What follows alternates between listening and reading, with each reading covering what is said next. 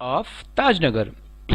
For 25 years, residents of Tajnagar village near Gurgaon lobbied for a railway station in their village. When their demand was not met, the villagers decided to take matters into their own hands. They polled in 21 lakh rupees and built a railway station by their own, or on their own we can say. છેલ્લા 25 વર્ષોથી ગુરુગ્રામ પાસેના તાજનગર ગામના નિવાસીઓ તેમના ગામમાં railway station માટે પ્રયાસ કર્યો. જ્યારે તેમની માંગણી જે છે એ સંતોષવામાં આવી નહીં, ત્યારે ગ્રામજનોએ આ બાબતને પોતાના હાથમાં લેવાનો નિર્ણય કર્યો.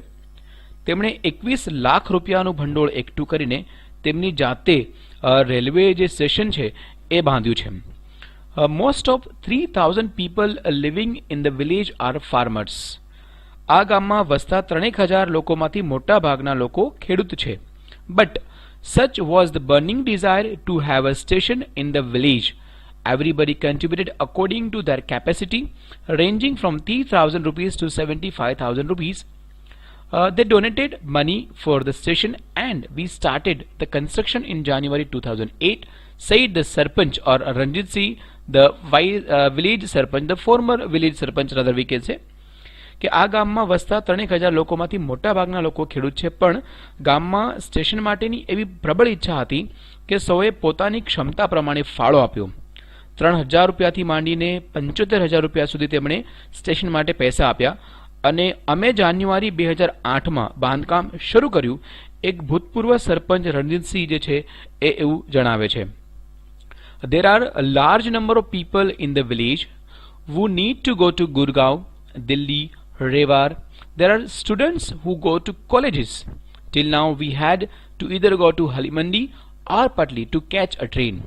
Both the stations are 6 kilometers away from the Tajnagar or from Tajnagar. We thought when the railway lines pass through the village we would have a station here, but that didn't happen. So we raised the demand in 1982 and have been continuously asking for it. But the railways told us that they didn't have funds. So finally we decided to craft our own destiny, said Hukumchand, a member of the committee. મિત્રો આ પેરેગ્રાફમાં એવું કહેવા માંગે છે કે ગુરુગ્રામ, દિલ્હી અને રેવાર જનાર લોકોની ઘણી મોટી સંખ્યા આ ગામમાં છે. કોલેજ જનાર વિદ્યાર્થીઓ પણ હોય છે. આજ સુધી અમારે ગાડી પકડવા માટે હાલીમંડી અથવા તો પાટલી જવું પડતું હતું. બંને સ્ટેશન તાજનગરથી 6 કિલોમીટર દૂર આવ્યા છે. અમને લાગ્યું કે જ્યારે રેલવે લાઇન ગામમાંથી જ પસાર થાય છે તો અમારે અહીં સ્ટેશન હોવું જોઈએ, પણ તેમ થયું નહીં. તેથી 1982માં અમે માંગણી કરી હતી અને ત્યારથી સતત માંગણી કરતા રહ્યા છીએ, પણ રેલવે પાસે ભંડોળ નથી તેવું અમને કહેવામાં આવ્યું.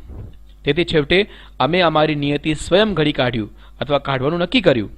સમિતિના સભ્ય હુકમચંદ જે છે એ આવી રીતે વાત કરતા જણાવે છે. As a result the panchayat passed a resolution in 2008 saying that since the railways was not able to build a station for them, they would do it for themselves and with their own money. Soon an 11-member team was formed and the team started collecting money from villages.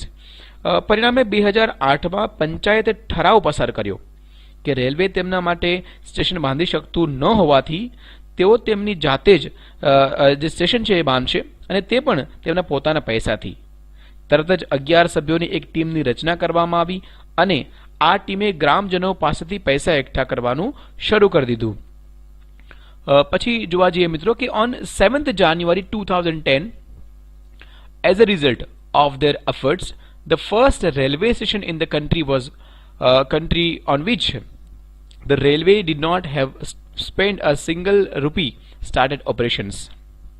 તેમના અગાધ પ્રયત્નના પરિણામે 7 જાન્યુઆરી 2010થી દેશનું એક પહેલું railway station કાર્યાન્વિત થયું જેમાં રેલવેનો 1 રૂપિયો પણ વપરાયો ન હતો. મિત્રો તો ખૂબ સરસ પ્રયાસ આ જે છે તાજનગરના લોકોના દ્વારા કરવામાં આવ્યો. ઘણું બધું આપણે આમાંથી શીખવા મળે છે મિત્રો કે જો તમારી પ્રબળ ઈચ્છા શક્તિ હોય તો કોઈ પણ કાર્ય તમે આસાનીથી કરી શકો છો. ગુજરાતીમાં કહેવત છે કે જાજા હાથ રળિયામણા. મિત્રો પ્રદેશ over 60% of households are without power.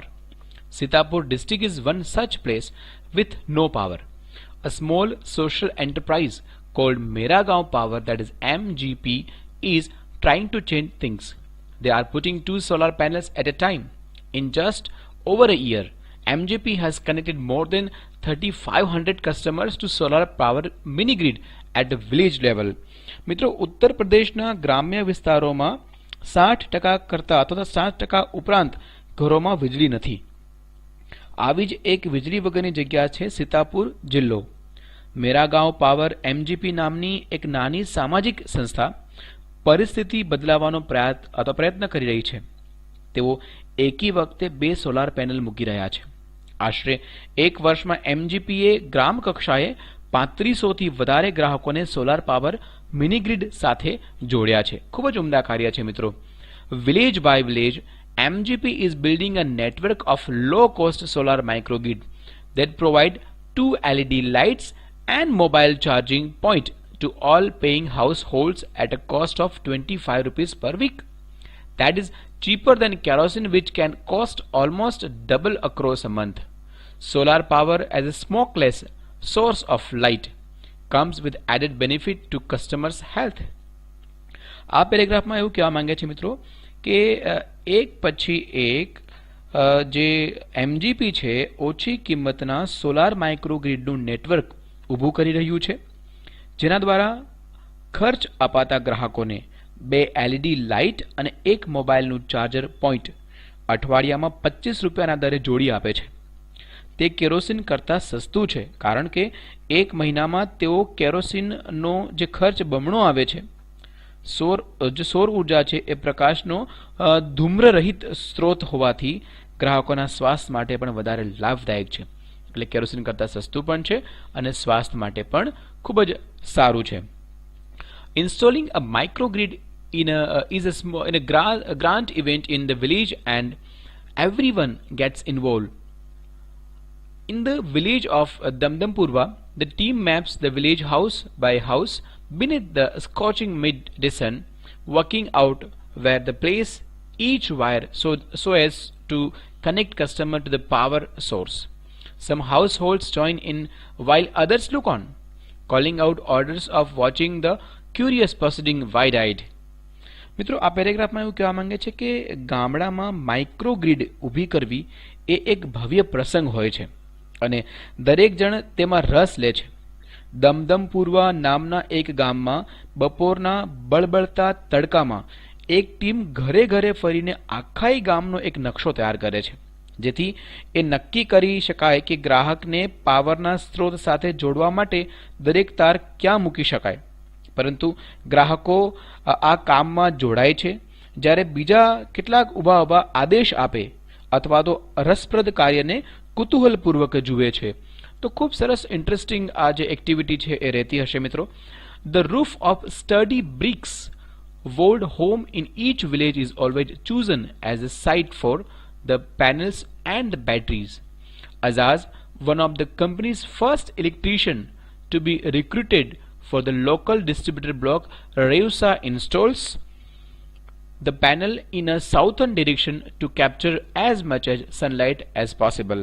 આ પેરેગ્રાફમાં એવું કહેવા માંગે છે મિત્રો કે જે પેનલ જે તકતીઓ છે અને બેટરીઓ ગોઠવવા માટે દરેક ગામમાં એક મજબૂત ઈંટની દિવાલવાળા ઘરનું છાપરું પસંદ કરવામાં આવે છે. સ્થાનિક જિલ્લાના રેઉસા બ્લોકમાંથી કંપની દ્વારા ભરતી કરવામાં આવેલો સૌથી પહેલો ઇલેક્ટ્રિશિયન એઝાઝ વધારેમાં વધારે સૂર્યપ્રકાશ પકડી શકાય એ રીતે પેનલને દક્ષિણ દિશામાં બેસાડે છે. We are saving our environment with these lights and there is no pollution in our homes either, says a farmer from the village. આ લાઇટથી અમે અમારા પર્યાવરણની રક્ષા કરીએ છીએ અને અમારા ઘરોમાં પણ પ્રદૂષણ થતું નથી. ગામનો એક ખેડૂત જે છે એ આવું કહે છે. New businesses are starting to emerge amongst the customers too, saying another. In one village, customers are using the light to weave sari by night. In another, one man now has a night business making plastic tablecloth, he says. ગ્રાહકોમાં પણ નવા વ્યવસાય ઊભા થઈ રહ્યા છે. એક બીજો ખેડૂત કહે છે, એક ગામમાં ગ્રાહકો રાત્રે સાડી વણવામાં આ લાઇટનો ઉપયોગ કરે છે. બીજા એક ગામમાં એક માણસ માટે પ્લાસ્ટિકના ટેબલ ક્લોથ બનાવવાનો રાતનો વ્યવસાય બની ગયો છે. તે કહે છે, "It is nice to have light while we cook and eat. Our children are also studying more now." રસોઈ અને ભોજન દરમિયાન લાઇટ હોય તો સારું લાગે છે. અમારા બાળકો પણ હવે વધારે અભ્યાસ કરે છે. તો મિત્રો તમે જોઈ શકો છો કે આ એક MGP નામની જે સંસ્થા છે એના દ્વારા ખૂબ જ સરસ મજાનો આ એક પ્રયાસ થયો છે ગામની અંદર, જેનાથી ગામના લોકોને ઘણા બધા ફાયદા થયા છે મિત્રો. તો ચલો આજે આપણે એટલો સંકલ્પ કરીએ કે આજથી જ આપણે આપણા ઘરની અંદર જે વીજળી છે એનો બચાવ કરીશું. ખોટા જે પંખા અને લાઇટ્સ આપણે ચાલુ રાખીએ છીએ, ઘણીવાર આપણને સ્કૂલમાં શિક્ષકો પણ કહેતા હોય છે કે જ્યારે ક્લાસની બહાર નીકળો ત્યારે પંખા અને લાઇટ બંધ કરો. તો મિત્રો આપણે બધા સાથે મળીને જે પાવર છે એની બચત કરીએ અને જે MGP નામની સંસ્થા છે એની પાસે શીખ લઈએ અને આપણે આપણા ઘરની ઉપર પણ આવા સોલર પેનલ્સ લગાડીશું. Up and running since September 2013, it is a fine modern library, a center for information, knowledge, wisdom, cultural activities, research and reference. But it has recently been in the news for different reasons. A third of its 1,000 members are women. These women, supported by the share place or space the library offered them, launched a women's unit in February 2014. The unit got together to discuss methods of empowering the women. મિત્રો કેરળમાં the Palakkad district public library જે છે એ public library જે છે એ જિલ્લાનું સ્થાનિક ગ્રંથાલય છે. September 2013થી ચાલે છે. તે એક સરસ આધુનિક ગ્રંથાલય છે. માહિતી, જ્ઞાન, વિદ્વતા, સાંસ્કૃતિક પ્રવૃત્તિઓ, સંશોધન અને સંદર્ભ ગ્રંથોનું એક કેન્દ્ર છે. પણ હાલમાં કેટલાક જુદા જ કારણોસર તે સમાચારમાં છે. તેના 1000 સભ્યોમાંથી ત્રીજા ભાગના સભ્યો મહિલાઓ છે. ગ્રંથાલયમાં આપવામાં આવેલી જગ્યામાં આ મહિલાઓ ફેબ્રુઆરી 2014માં મહિલા વિભાગ શરૂ કર્યો છે. આ વિભાગમાં મહિલાઓને એકઠા મળીને જે વુમન એમ્પાવરમેન્ટ છે એની પદ્ધતિઓ વિશે ચર્ચા કરવામાં આવે છે. મિત્રો the library open its hall for film screening, workshop in home economics or gardening, child care or the arts, and for women to get help in managing family conflicts, legal disputes and professional problems. મિત્રો આ library દ્વારા ફિલ્મોનું પ્રદર્શન, ગૃહ, આર્થિક વ્યવસ્થા કે બાગાયત વિશે કાર્યશાળાઓ, બાળ ઉછેર અથવા કલા અને મહિલાઓને કૌટુંબિક ઝઘડા, કાયદાકીય તકરાર અને વ્યાવસાયિક પ્રશ્નોના ઉકેલને મદદ મળે તે માટે ગ્રંથાલયે તેના ખંડ પણ ખુલ્લા મૂક્યા છે. મતલબ તેમાં પણ એ લોકો એને સહાયરૂપ થાય છે. The secretary of the library pointed out that through reading, one woman would realize their own strength and force a unity. It was noted that the leading libraries of earlier times were disappearing and the present rural reading rooms were too often full of only male readers. The unit discussed that if the once well-read women of Kerala continue to squander their hours in front of television, it would encourage a climate in which women are afraid to go out after dark. So the unit has formulated plans on opening a separate reading rooms for women. મિત્રો આ પેરેગ્રાફમાં કહેવા માંગે છે કે ગ્રંથાલયના secretary એટલે કે જે મંત્રી આપણે કહીએ છીએ એ કહ્યું કે વાંચન દ્વારા મહિલાઓ પોતાની શક્તિ પારખીને એકતા એટલે કે સંગઠન સાધી શકે છે. એ પણ ધ્યાનમાં આવ્યું હતું કે જૂના વખતના ગ્રંથાલયોની સંખ્યા ઘટી રહી હતી અને હાલમાં ગ્રામીણ વાંચન ખંડો જે પુરુષો વાચકોથી વધારે ભરેલા રહેતા હતા.